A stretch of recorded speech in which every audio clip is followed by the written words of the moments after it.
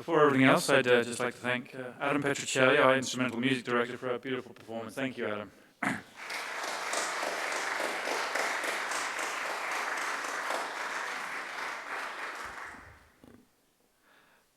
I'm Dan Griffiths. I'm head of the Upper Division and as secretary of the Stevenson School chapter of the Cum Laude Society. It's my privilege to welcome you to the annual Cum Laude Induction ceremony. This evening we have the opportunity to recognize and celebrate the consistently high levels of academic achievement of a group of Stevenson students.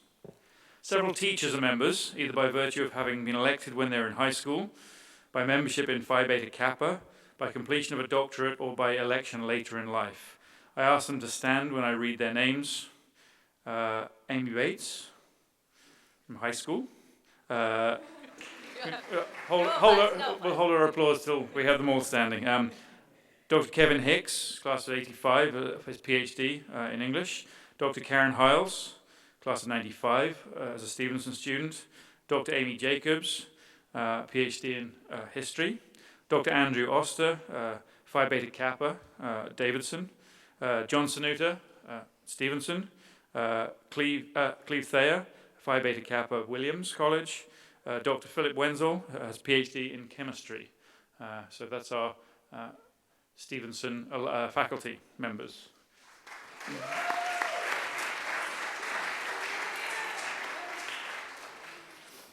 So this evening we're also bringing into membership 3 more Stevenson faculty members whose completion of high scholarly achievement merits induction. So I'll ask each of them to come to the stage to be pinned and then to remain up here. If Mr. Thayer and Dr. Jacobs could join me up here to do the pinning.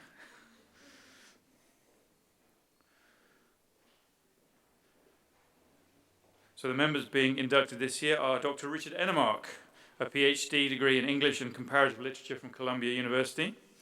Dr. Lisa Koenig, PhD degree in Geological Environmental Science from Stanford University, and me, with a PhD degree in Animal Behavior from Cambridge University.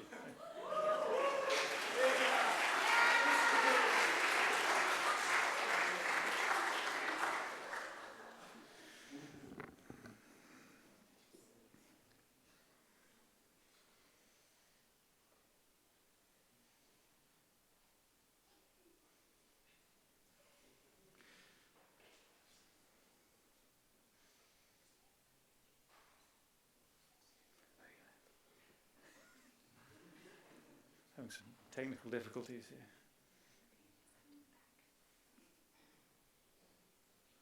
Okay. Thank you. You may return to your pews.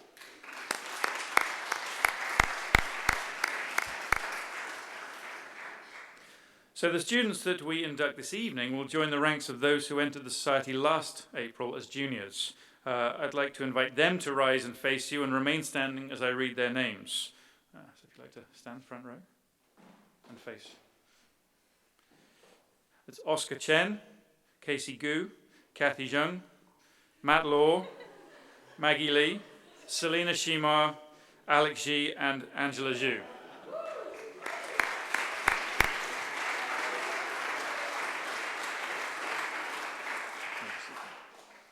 You may be seated. In 1906, Dr. Abram W. Harris of the Tome School was determined that scholastic achievement of students in secondary school should be accorded as much recognition as that given to other accomplishments. He envisioned a society modeled on Phi Beta Kappa, the college and university scholarly honor society, which would recognize such scholarship. With the Phi Beta Kappa members of the Tome School faculty, Dr. Harris established an interscholastic scholarship organization which came to be named the Cum Laude Society. The Latin term cum laude means with praise, and the motto chosen for the society was Arete Dike Time, which translates from the Greek excellence, justice, and honor. It has been determined that by their dedication to these ideals, the students seated in the front pew and those who will stand before us today have met these criteria for membership.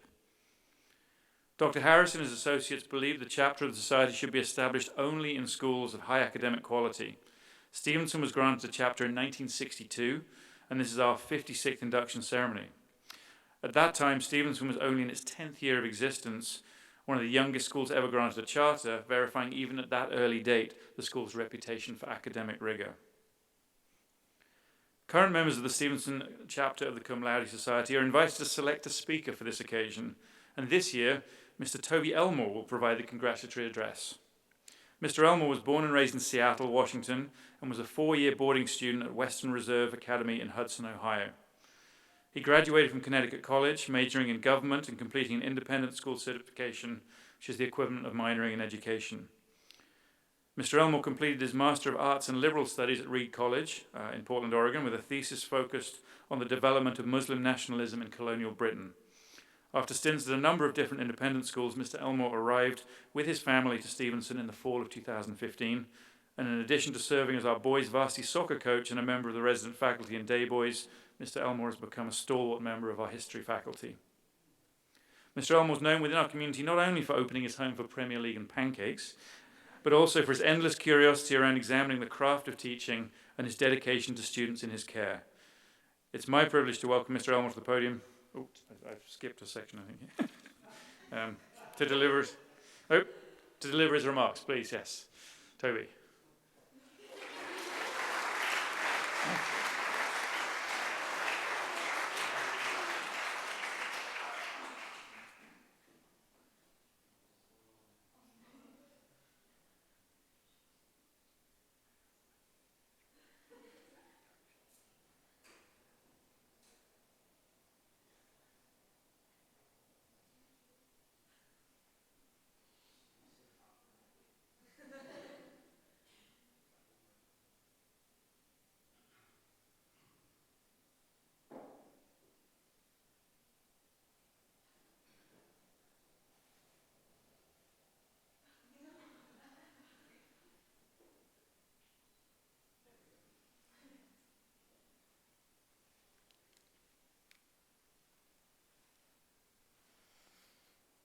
Good evening, everybody. It's wonderful to see all your smiling faces out there this evening. This is one of those moments in the spring that seems to signal. I don't want to say the beginning of the end. That sounds ominous. But the beginning of many exciting.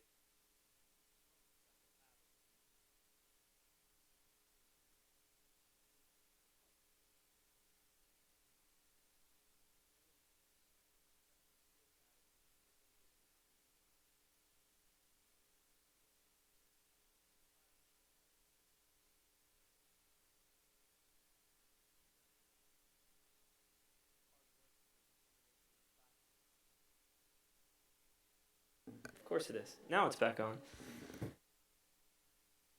Again. There we go. Is that better? All right. Your hard work and determination inside the classroom has warranted this honor for you, and I congratulate you for that. Members of the class of 2019, you are poised to embark upon this next really exciting chapter in your life. I offer this image just is as a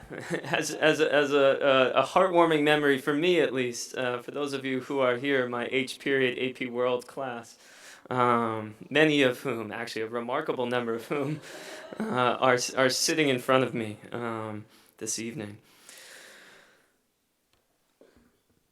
So this evening, I'll attempt to lay out two intellectual histories separated by one generation, and in doing so, I hope these anecdotes may provide different paths and different endpoints. And I offer all of this in the spirit of encouraging you all to approach your next adventure, whatever your next adventure may be, whether it's back here next year or wherever your undergraduate studies may take you, with openness, curiosity, and a willingness to diverge when you feel compelled to do so.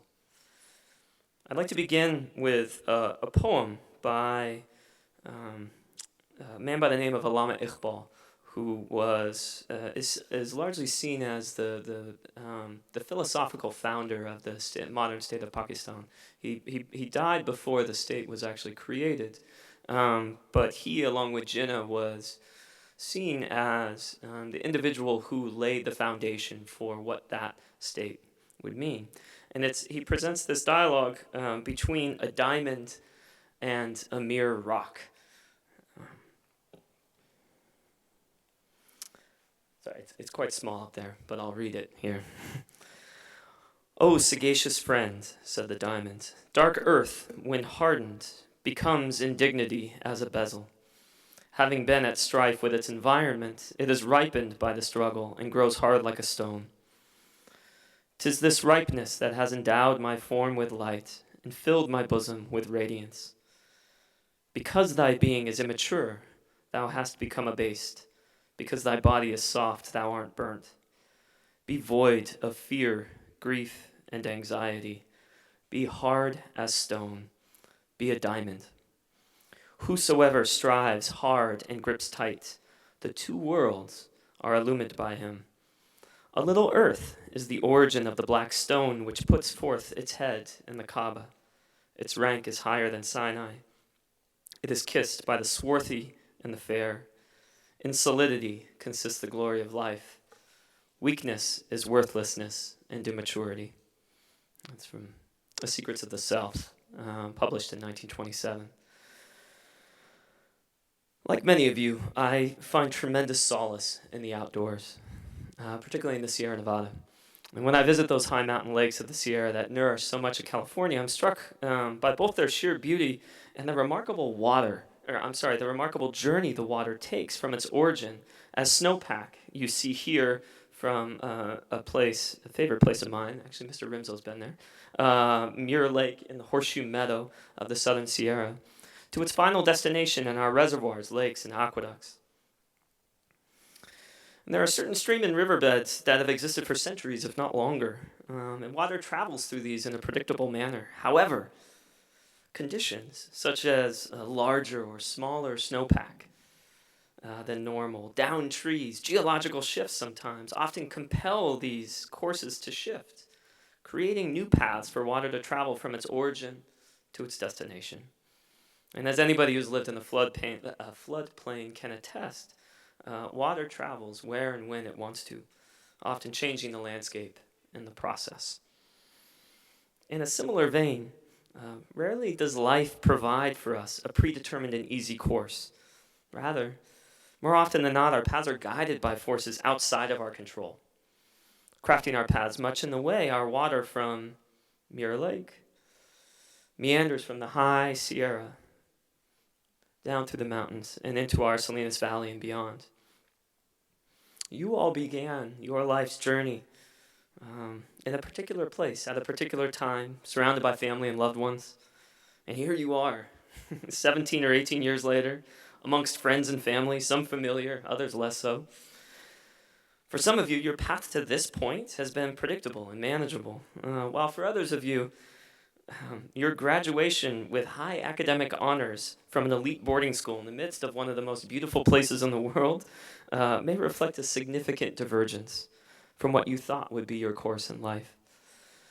I guess what I'm trying to say is that there are interests and directions that you will choose and you'll be able to choose, and there are conditions that will arise around you that will choose your course for you. And so as we move on, I'd like you to consider two takeaways from the stories that will follow. Number one, pay attention and be receptive to those forces shaping the world around you. And second, follow your interests and passions, regardless of your stage in life. They're where the good stuff in life happens, right? And often where the most nourishing and meaningful experiences can be found. Many of you may recognize the central figure in this image as John F. Kennedy, 35th President of the United States. Most of you will not recognize my dad, sitting right there, around the same age, actually, as you all, gazing towards the man who was president at the time of this picture.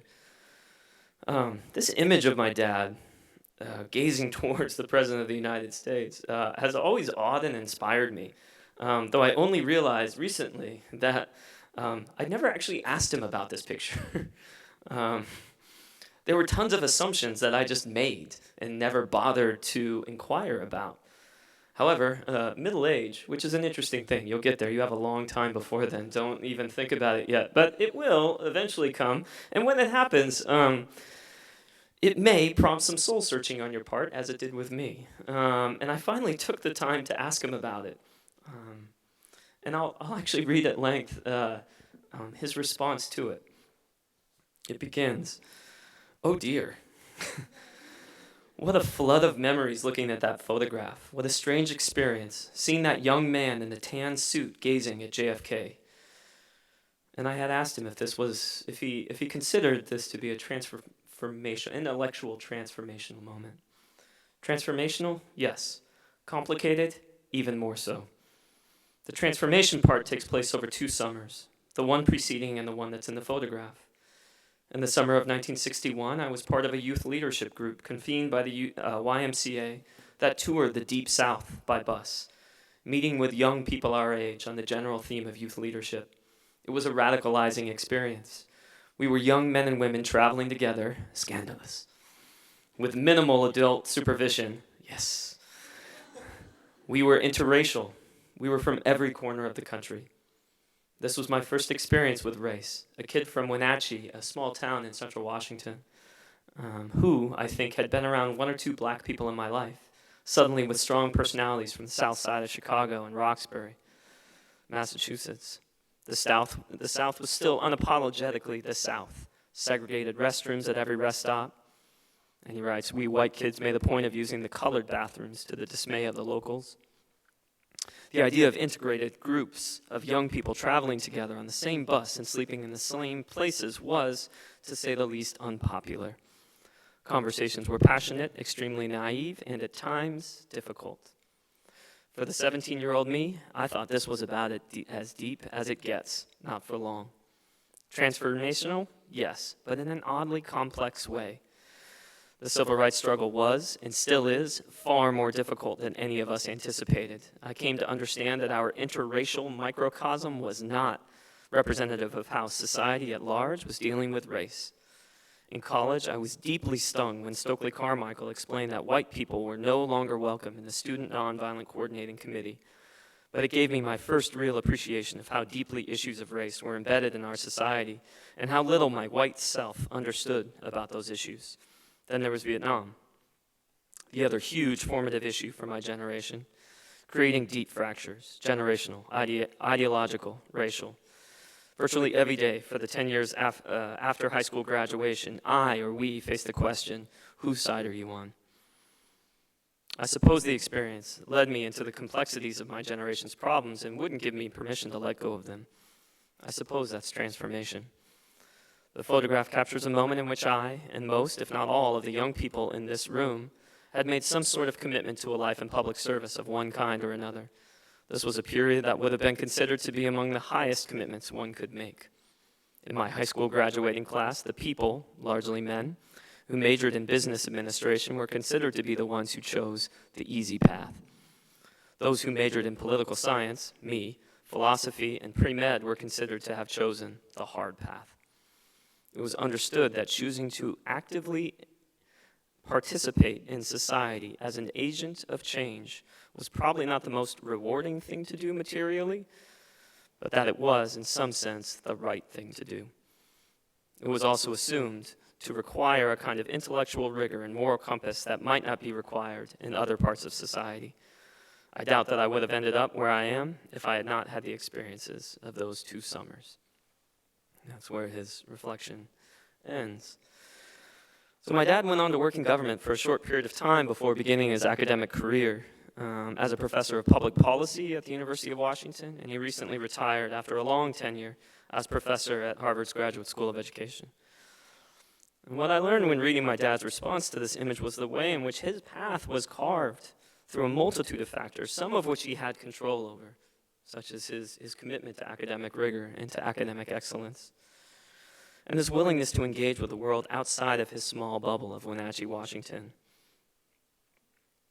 The civil rights movement clearly helped shape his worldview during his adolescent and early adult years, and his experiences in the South during his formative years sparked a desire to work for the greater good. It is through this lens that I'm now able to see more clearly the ways in which Throughout his career, he so passionately advocated for school reform and the rights of underserved youth and the principals and superintendents responsible for their caretaking. On the morning of September 11th, 2001, 2 planes struck the World Trade Center in New York City. One struck the Pentagon in Washington, D.C., and one more was flown into a field in central Pennsylvania. I was 25 years old at the time of the attacks. And as with many others in my generation, I can remember where I was at the moment I learned of this tragedy,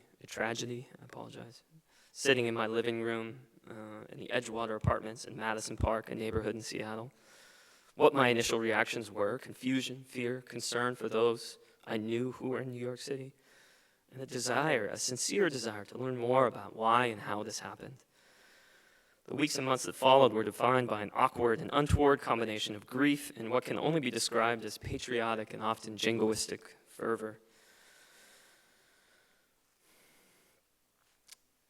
As a response to these attacks, the United States and Great Britain invaded Afghanistan on October 7th, 2001. And the stated intention of this action was to topple the Taliban, which was the government that harbored al-Qaeda, the group responsible for the planning and execution of the 9/11 attacks. As with many others in the United States, I was confronted with images like this and stories of United States troops in a part of the world I couldn't locate on the map, and of which I certainly had no understanding. This seed of confusion that was planted initially with the attacks themselves was deepened as I tried to make sense of the images plastered across the front pages of newspapers and the television every day. Where were we sending our young men and women of the military, and who were they fighting? My schooling had not prepared me to understand the complexities of Afghanistan and our complicated ethnic history. When these attacks occurred, I was working really hard trying not to teach. I graduated from college, taught for 2 years, was in rural Tennessee the second of those 2 years, and wasn't sure, something wasn't quite right. I was trying not to teach, trying out life in the real world and failing miserably. I applied to numerous jobs. I got turned down from 4 maitre d' jobs. Didn't have enough experience, I was told. Came away with no meaningful work experience, but plenty of good stories. I had a 10-hour interview in Everett, Washington, selling coupon books. I did data entry for a very early version of Amazon. I substitute French in a French classroom for 3 weeks. That was fun. Got to finally use that high school French that I had worked so hard to generate. And then finally, this all culminated in my finally being hired as an IT headhunter, and that job lasted for 3 days. And then I quit. While many in my generation, including friends and a number of former students, responded to this moment by taking up arms and joining the military in a variety of different capacities, I chose a different path. I committed myself to learning as much as I possibly could about Afghanistan and the people who lived there. Mine was a completely self-guided intellectual journey. I had no experience regarding this region of the world, nor did I know anybody who had made this their life's work. I don't even recall encountering the words Afghanistan or Pakistan in any book I read in either high school or college. But I felt deeply that I should know more about these places that were plastered across our newspapers where we were sending our young men and women. And so I went out on my own and I learned what I could. This initial desire to learn about Afghanistan gradually expanded to include Pakistan. And then eventually, the poet-philosopher Allama Iqbal, with whose poem we began this talk. And thus, on a whim born of a sincere desire to understand the world around me, I uncovered a passion that served as the basis for my master's thesis and continues to be a subject of tremendous passion for me. Mrs. Elmore will speak to our bookshelves and the proportion of Afghanistan and Pakistan that are taken up with them. I followed and continue to follow this course. Regardless of the role it plays in my professional life, I have not taught a course on Afghanistan or Pakistan in the last 4 years, and yet I read endlessly about it. Without the events of 9/11 and the subsequent invasion of Afghanistan, this entire thread of my own intellectual history likely would not have been born. So I offer, pay attention. Follow these inclinations of yours, particularly when they are oriented around the greater good. I recently revisited some research projects that are now several years old. I wish I could offer all of them, but a taste. And some may hold or shed some insight on some of your futures. Shreya's investigation of the hospital-induced MRSA outbreak that maybe, just maybe, laid the foundation for a future with the CDC. Kathy, your investigation of life in the peace villages of the DMZ, which has never been more prescient than it is now, given the conflicts that we see on the Korean Peninsula. Jack, your analysis of the best possible approaches to homelessness in West Palm Beach County could easily be applied to any and all cities and towns surrounding us today. This is all work, and you all can remember it. You can probably even go back to your writing portfolios and check it out. This is work you did, and this was work that was yours, and you investigated it, and you pursued it, and maybe, just maybe, it planted a seed of some semblance of passion. So be guided by those forces beyond yourself, and trust your instincts. Whether intellectual, professional, or relational in nature, follow your passions, and use them to nourish yourself and for the good of those around you. I have the great pleasure of doing work that gives me tremendous joy, and I'm endlessly passionate about the craft of teaching, and in particular the craft of teaching about Afghanistan and Pakistan. And I've always framed my teaching around trying to help students discover and create passions that will hopefully last a lifetime. My sincere hope is that those of you gathered in this room will continue to pursue your interests with passion and conviction, and pay attention to those moments in life that will force you to diverge, adopt an unfamiliar stance, and find a new passion. Thank you all.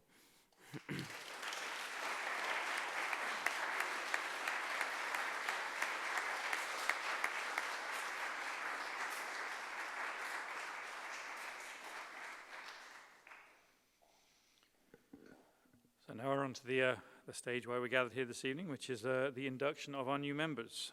So I will now read the charge to you as members of the Cum Laude Society. The distinguished record you have made at school has won for you membership in the Cum Laude Society. This society is a fellowship of scholars whose purpose is to recognize excellence in academic work. As you pursue your education, it is our hope that you will accept the honor of membership in the society as a responsibility to make some contribution to man's ongoing search for greater understanding of himself and of society. In testimony of your admission to the Cum Laude Society, by the authority of the society duly granted, I now present to you these certificates of membership, and then you will get pinned. I'll ask Mrs. Amy Bates, a member of the Stevenson chapter since 2007, to read names, first of the new members from the class of 2019, and then the new members from the class of 2020. As your name is called, please come forward to receive your pin and then remain on stage. Will Dr. Jacobs and Mr. Thayer again please step up to come and assist with the pinning?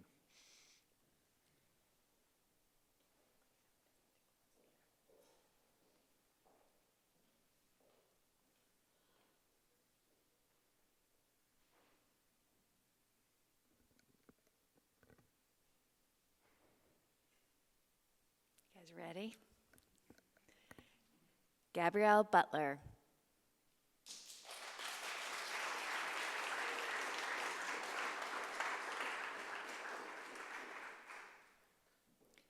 Jessica Chen.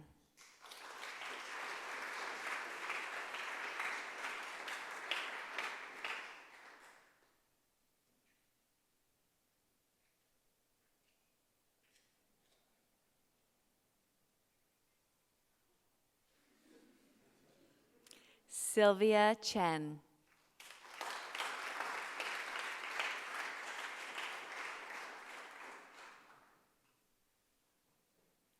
Haley Fannin.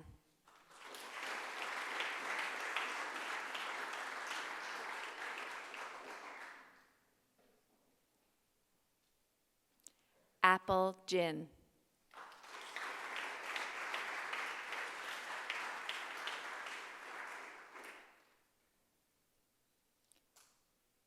Shreya Kamra cannot be here tonight, but she's here in spirit. Shreya, we can applaud Shreya.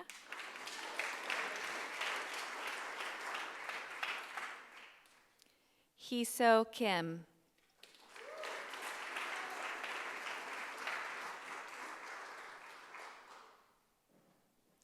Stella Lee.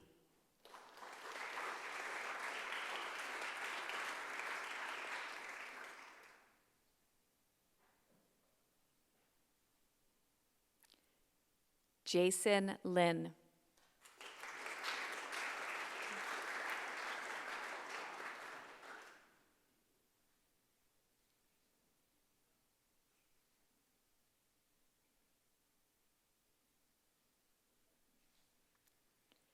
Kevin McDonald.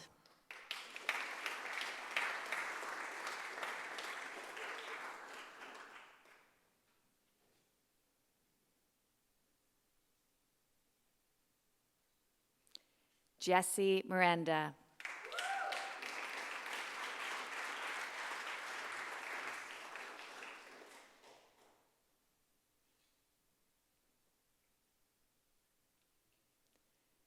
Chisang Moon, we'll applaud for. He's not here tonight.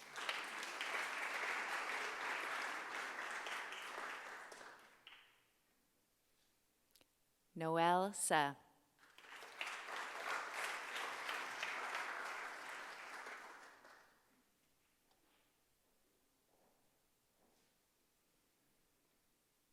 Hans Zhu.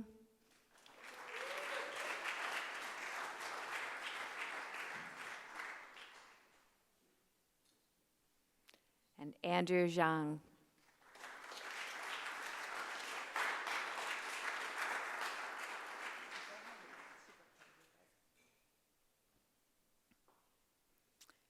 And from the class of 2020, Jack Abrams.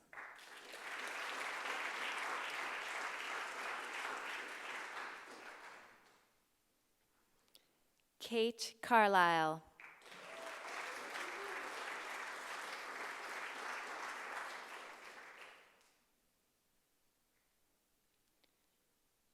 Brian Chung.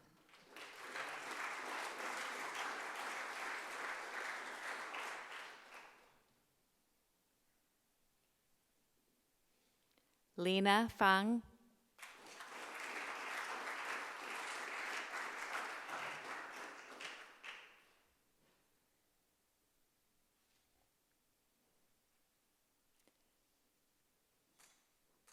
Samuel Fontaine.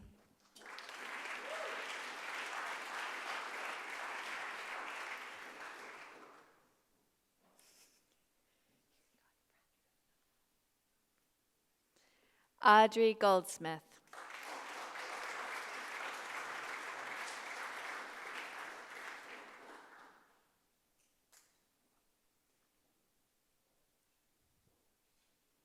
Catherine Gu.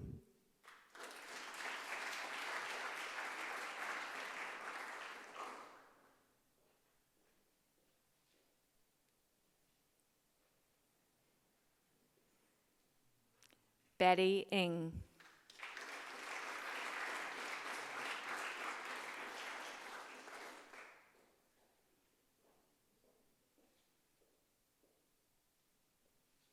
Holden Orias.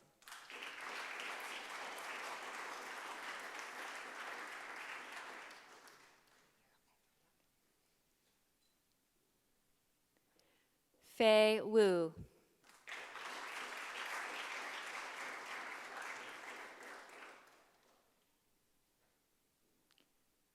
Linda Zhang.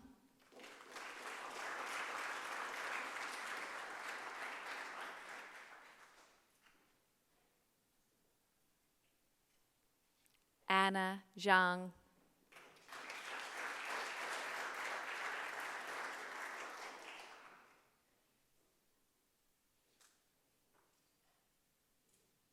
And Adela Zhou.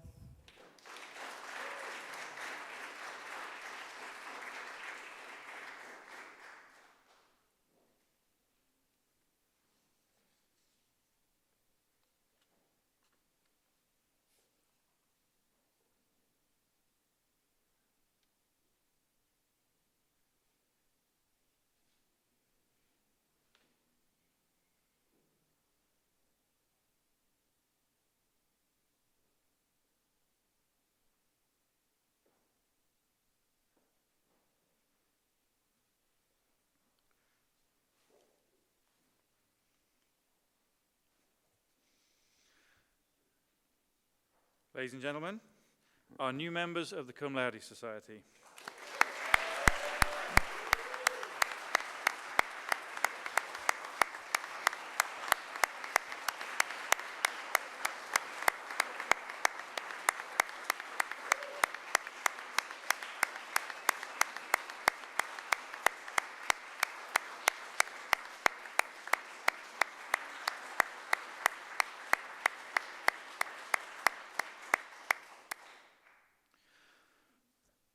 With that, we hope you'll join us in congratulations and some refreshments in Douglas Hall. The proceedings here are concluded, and thank you for coming and being here with us tonight. And for one final time, a second time, congratulations to the members of the Cum Laude Society.